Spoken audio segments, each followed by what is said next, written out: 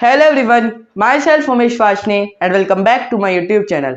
आज हम करेंगे क्लास 6 के मैथ्स के चैप्टर 5 की exercise 5.7। So now let's get started. So आज हम एक्सरसाइज 5.7 के क्वेश्चन 1 से स्टार्ट करने वाले हैं। क्वेश्चन 1 में हमें स्टेटमेंट्स को ट्रू या फॉल्स बताना है, ठीक है। पहली स्टेटमेंट है each angle of a rectangle is a right angle. एक रेक्टेंगल में 4 एंगल होते हैं, तो हर एक एंगल 90 डिग्री का होता है। राइट एंगल मतलब 90 डिग्री। हाँ, 90 डिग्री होता है। मैं आपको बता चुका हूँ, रेक्टेंगल में 4 एंगल 90 डिग्री के होते हैं। ट्रू, ये स्टेटमेंट ट्रू है। The opposite side of a rectangle are equal in length. Rectangle की अपोजिट साइड इक्वल होती है, अपोजिट साइड इक्वल होती है रेक्टेंगल की, आमने सामने वाली, तो ये भी ट्रू है, ठीक है। The diagonals of a square are perpendicular to one another. जो स्क्वायर के डायगोनल्स होते हैं, ये स्क्वायर है तो इसकी जो डायगोनल्स होंगे ये आपस में जब इंटरसेक्ट करेंगे तो 90 डिग्री एंगल बनाएंगे। हाँ, बनाते हैं, तो ये स्टेटमेंट भी ट्रू है। बाइसेक्ट भी करते हैं और 90 डिग्री बनाते हैं, इसका मतलब परपेंडिकुलर बाइसेक्टर होते हैं। लेकिन इसमें यहाँ पे सिर्फ परपेंडिकुलर पूछा है।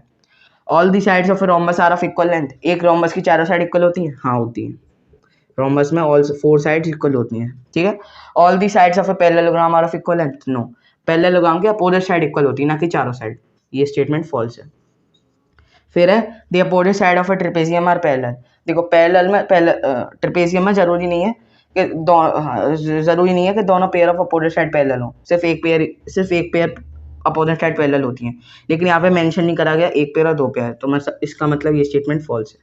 जनरली देखा जाए तो ये स्टेटमेंट फॉल्स होगी। क्यों? क्योंकि यहाँ पे पेयर मेंशन नहीं करा कि कितने पेयर ऑफ अपोजिट साइड, ठीक है। ये था आंसर आपका क्वेश्चन 1 का। So now let's start the next question. So हमारे क्वेश्चन 2 में हमें ये 5 पार्ट्स दिए हैं, इसमें हमें बताना है कि ये ऐसा क्यों हो सकता है, हमें इसमें रीजंस देने हैं, ठीक है।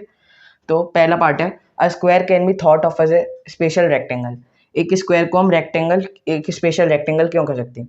पहले मैं आप यहाँ पे एक फिगर बना लेता हूँ स्क्वायर की और एक रेक्टेंगल की, ठीक है। अब देखो, स्क्वायर की एक स्क्वायर रेक्टेंगल क्यों हो सकता है। देखो, रेक्टेंगल की क्या क्या प्रॉपर्टीज होती हैं। अपोजिट साइड इक्वल, हाँ, ठीक है। डायगोनल्स बाइसेक्ट ईच अदर, मतलब ये पार्ट इसके इक्वल होगा, ये पार्ट इसके इक्वल होगा, है ना। और क्या होती हैं, 4 एंगल 90 डिग्री, यही तो होती है properties. Diagonals equal, diagonals bisect each other, 4 all angles equal, opposite angle equal, है ना। या फिर आप मान लो अपोजिट एंगल मतलब ये भी 90 डिग्री, ये भी 90 डिग्री, ये भी 90 डिग्री, ये भी 90 डिग्री, है ना। ऑल एंगल इक्वल होते हैं और अपोजिट साइड इक्वल होती हैं, ठीक है। एक स्क्वायर में क्या होता है, ऑल साइड्स इक्वल, इसका मतलब अपोजिट साइड भी इक्वल होंगी। जब ऑल साइड इक्वल हैं, ये 4 है, ये 4 है, ये 4 है, ये, तो ये दोनों इक्वल होंगी क्योंकि ये दोनों 4 हैं, और ये दोनों भी इक्वल होंगी तो क्योंकि ये दोनों भी 4 हैं, ठीक है। डायगोनल बाइसेक्ट भी करते हैं, डायगोनल बाइसेक्ट भी करते हैं।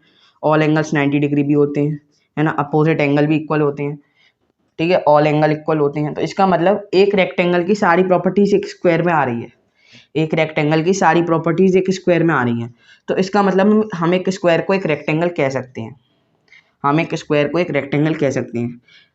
हर एक स्क्वायर को हम रेक्टेंगल कह सकते हैं, लेकिन हम हर एक रेक्टेंगल को स्क्वायर नहीं कह सकते। क्यों? क्योंकि रेक्टेंगल में ऑल 4 साइड्स इक्वल नहीं होती, क्योंकि रेक्टेंगल की प्रॉपर्टीज स्क्वायर में आ रही है, लेकिन स्क्वायर की सारी प्रॉपर्टीज रेक्टेंगल में नहीं आ रही, इसलिए हम हर एक रेक्टेंगल को स्क्वायर नहीं कह सकते। अगर हमें हर एक रेक्टेंगल को स्क्वायर कहना है तो उसकी चारों साइड इक्वल होनी चाहिए, उसकी चारों साइड इक्वल होनी चाहिए। आपके आंसर शीट में भी यही लिखा हुआ है कि अगर rectangle with all 4 sides equal become a square, है ना, यही लिखा हुआ है। तो मैं आपको बता देता हूँ, एक स्क्वायर को हम रेक्टेंगल कह सकते हैं। क्यों? क्योंकि रेक्टेंगल की सारी प्रॉपर्टी स्क्वायर में आ रही है, लेकिन स्क्वायर की सारी प्रॉपर्टी रेक्टेंगल में नहीं आ रही। अगर एक रेक्टेंगल ऑल 4 साइड, चारों साइड इक्वल होगा एक रेक्टेंगल, तो हम उसे एक स्क्वायर कह सकते हैं, ठीक है। बी पार्ट है a rectangle can be thought of as a special parallelogram. एक रेक्टेंगल बनाते हैं, एक पैरेललोग्राम बनाते हैं, ठीक है। देखो, diagonal bisect each other, opposite side equal, opposite side equal, है ना। ऑल एंगल 90 डिग्री, यही तो होती है प्रॉपर्टीज। और डायगोनल बाइसेक्ट ईच अदर, ठीक है। पैरेललोग्राम में क्या होता है, opposite side equal, same property, है ना। अपोजिट एंगल इक्वल, इसमें भी अपोजिट एंगल इक्वल होते हैं, है ना, सामने सामने वाले एंगल, ठीक है। Diagonal bisect each other, same वही प्रॉपर्टी, अपोजिट साइड इक्वल, है ना, अपोजिट एंगल इक्वल इसमें भी। लेकिन इसमें ऑल एंगल इक्वल होते हैं, लेकिन इसमें ऑल एंगल इक्वल नहीं होते, इसलिए हम एक रेक्टेंगल को पैरेललोग्राम कह सकते हैं। क्यों? क्योंकि पैरेललोग्राम की सारी प्रॉपर्टी रेक्टेंगल में आ रही हैं, पैरेललोग्राम की सारी प्रॉपर्टी रेक्टेंगल में आ रही हैं, लेकिन हम एक हर पैरेललोग्राम को रेक्टेंगल क्यों नहीं कह सकते? क्योंकि रेक्टेंगल में चार एंगल इक्वल होते हैं 90 डिग्री, लेकिन पैरेललोग्राम में नहीं होते।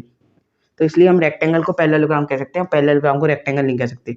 लेकिन अगर हमें पैरेललोग्राम को रेक्टेंगल बनाना है तो हमें उसका चारों एंगल 90 डिग्री करने पड़ेंगे, तो वो सीधा होकर एक रेक्टेंगल बन जाएगा। यही आपके आंसर शीट में दिया हुआ है कि अगर हम एक पैरेललोग्राम में चार एंगल 90 डिग्री बना दें तो एक रेक्टेंगल बन जाएगा। ठीक है, इसलिए हम रेक्टेंगल को पैरेललोग्राम कह सकते हैं, पैरेललोग्राम को रेक्टेंगल नहीं। ठीक है, तीसरा पार्ट है a square can be thought of as a special rhombus. एक स्क्वायर को रोम्बस क्यों कह सकते हैं? एक स्क्वायर बनाते हैं, एक रोम्बस बनाते हैं। देखो रोम्बस की मैंने अभी ये छोटी फिगर बना दी है। देखो स्क्वायर की चारों साइड इक्वल होती है, रोम्बस की भी चारों साइड इक्वल होती है ना। अपोजिट साइड भी इक्वल मान लो, है ना। डायगोनल बाइसेक्ट टीचर, इसमें भी डायगोनल बाइसेक्ट करते हैं, है ना। डायगोनल परपेंडिकुलर भी होते हैं, इसमें भी डायगोनल परपेंडिकुलर होते हैं।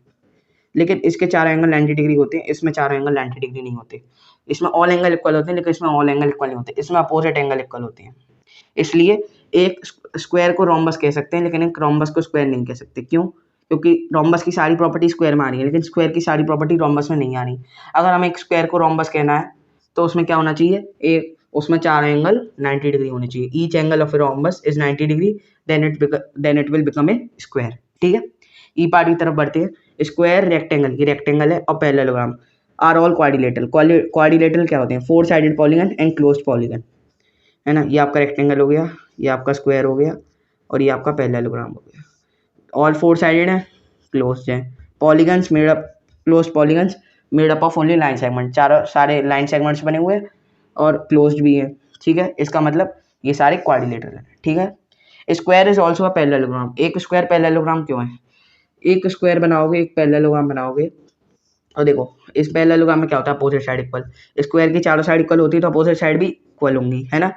Opposite all angles equal, opposite angle भी इक्वल, लेकिन all angles equal, opposite angle भी इक्वल, और डायगोनल बाइसेक्ट भी करते हैं। लेकिन यहाँ पे देखो पैरेललोग्राम की सारी प्रॉपर्टी स्क्वायर में आ रही है, लेकिन स्क्वायर की सारी प्रॉपर्टी रेक्टेंगल में नहीं आ रही। कौन सी? डायगोनल इक्वल होने की, है ना, डायगोनल्स परपेंडिकुलर होने की। बाइसेक्ट तो कर रहे हैं, लेकिन परपेंडिकुलर बाइसेक्टर नहीं है। ऑल एंगल 90 डिग्री, इसलिए हम एक स्क्वायर को पैरेललोग्राम कह सकते हैं, लेकिन पैरेललोग्राम को स्क्वायर नहीं कह सकते। ठीक है, अगर पैरेललोग्राम को स्क्वायर बनाना है तो पहले तो उसमें बहुत सारी प्रॉपर्टीज लगनी चाहिए। परपेंडिकुलर बाइसेक्टर होने चाहिए, है ना। ऑल एंगल 90 डिग्री होने चाहिए। इसलिए हम एक स्क्वायर को पैरेललोग्राम कह सकते हैं, पैरेललोग्राम को स्क्वायर नहीं कह सकते। ठीक है, ये था आंसर आपका क्वेश्चन 2 का। So now let's start the next question. So हमारे क्वेश्चन 3 में पूछा है कि एक फिगर रेगुलर कब कही जाती है? कोई भी फिगर रेगुलर कब कही जाती है? रेगुलर मतलब सब चीज़ें इक्वल, उसकी चारों साइड इक्वल होनी चाहिए, चारों एंगल इक्वल होने चाहिए, तब उस फिगर को हम रेगुलर कहते हैं। हमें बताना है, हमें रेगुलर क्वाड्रिलेटरल बताना है। अब देखो क्वाड्रिलेटरल में क्या क्या पढ़ा है हमने? रोम्बस, रोम्बस की चारों साइड इक्वल होती है, लेकिन चारों एंगल इक्वल नहीं होते। पैरेललोग्राम की ना एंगल इक्वल होते ना साइड इक्वल होती चारों। रेक्टेंगल में चारों एंगल इक्वल होते हैं, लेकिन चारों साइड नहीं होती। बचा क्या? स्क्वायर। स्क्वायर एक रेगुलर क्वाड्रिलेटरल है, इसका आंसर है स्क्वायर। क्यों? क्योंकि एक स्क्वायर की चारों साइड इक्वल होती हैं, चार एंगल इक्वल होते हैं, चार एंगल हमेशा 90 डिग्री होते हैं, इसलिए एक स्क्वायर हमेशा एक रेगुलर क्वाड्रिलेटरल होता है। ठीक है, ये था आंसर आपका क्वेश्चन 3 का।